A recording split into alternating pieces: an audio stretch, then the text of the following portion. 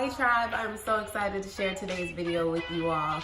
My baby sister Zaria and I created an entire IKEA hack craft table, and I am very excited for you all to see all the steps that went into making it such a beautiful table.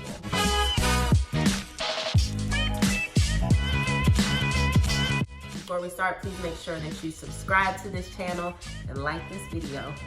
Okay, so initially this did not start off as a hack. This started off as us building a table from scratch, which we could totally do. We just kind of miscalculated how much money it was gonna cost. When we went to the store to pick up the wood that we needed, we were given the wrong prices on the actual wood that we chose. So after getting it cut and being at the store for over 4 hours, what we thought our total was gonna be was $300, and it ended up being close to $1,000, which was definitely not gonna happen. So we had to scratch that idea, leave the wood, and start all over again. The amazing thing is that my dad is amazing at everything. I called him and he knew that I was freaking out. He told me to give him 5 minutes and he would call me right back. When he called me back, he provided these blueprints for me. He said that we were going to be making an IKEA table. It was not a traditional IKEA table. Using 2 of the IKEA shelving units, a tabletop from IKEA. We're also repurposing legs that are supposed to be on the bottom of furniture or attachments to coffee tables. We are using that to bridge together our shelves with our tabletop. Additionally, whenever you are doing a hack and creating a piece of furniture out of 2 existing pieces of furniture, you want to make sure that you create your own support system within. So that was something that Zaria and I had to figure out. We got the measurements from the table and we went to the store to get enough wood to build our support system and put the whole thing together. The first thing we had to do was stain the wood that we got from the store to match the shelving unit that we got from IKEA. When applying the stain, it is extremely important to make sure that you shake up the can. After we set those out to dry, we went ahead and put the shelving units together.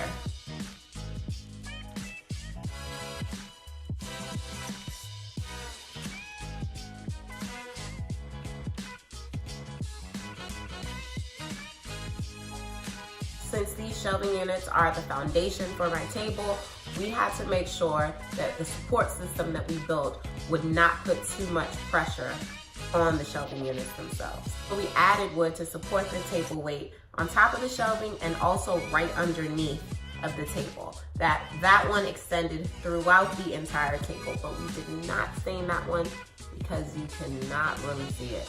That is not really a good thing to practice, but we were too lazy and we didn't feel like doing it, whatever.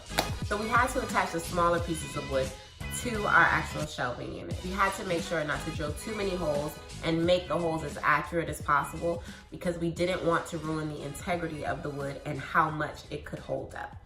This meant we had to do a lot of measuring and double checking behind one another to make sure that our marks were as accurate as possible. After we measured and marked our wood, we drilled a hole in each of our smaller pieces of wood to make sure that we could, one, drill into the shelving unit underneath and also attach our mini white columns to the base. These columns came with screws, but not screws that were appropriate for attaching them to a table because they are meant to go on the bottom of a pre-existing piece of IKEA furniture. So we had to remove all of the screws that it already had by our own screws. We did not have nails that were big enough to fit the space that was on the actual column. So we put the drywall nail in first, and then we went ahead and drilled in our actual nails that we had. After attaching the columns to the base, it was now time to attach the long piece of wood that we were using for our main table support. This one stretched along the entire table from one end to the other. From here on out, it got pretty easy. All we had to do was attach our long supporting wood to the columns, and then we put the tabletop on top. There are already pre-drilled holes in these tabletops because, again, they are made for another piece of IKEA furniture, not a hack. Ignore those holes. What I did was I drilled my own holes. I was very careful not to go through. You have to be careful, but you also have to apply a lot of pressure.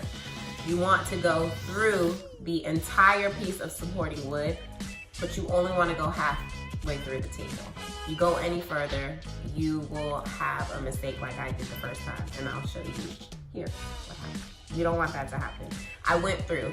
Now, if you do go through the wood, do not worry. All you have to do is sand it down and go over it with a little bit of white semi-gloss paint. It'll blend right in. But just try not to, because you don't want to have that additional step.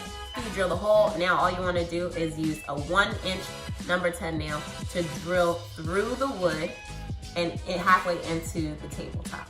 That way you're securing the tabletop, you're securing the wood to the tabletop, but you're not piercing through the actual tabletop.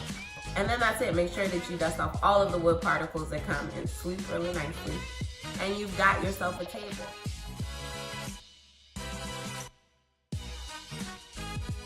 I put the link to everything down below that you need to make this table. If you do not have a drill, I put a link for a drill down below. Drills are not as scary as they seem. They're not very expensive, and you can use them all around the house. It will save you so much money. I hope you guys enjoyed this video. Please make sure to subscribe and like below, and I will see you next time. Bye.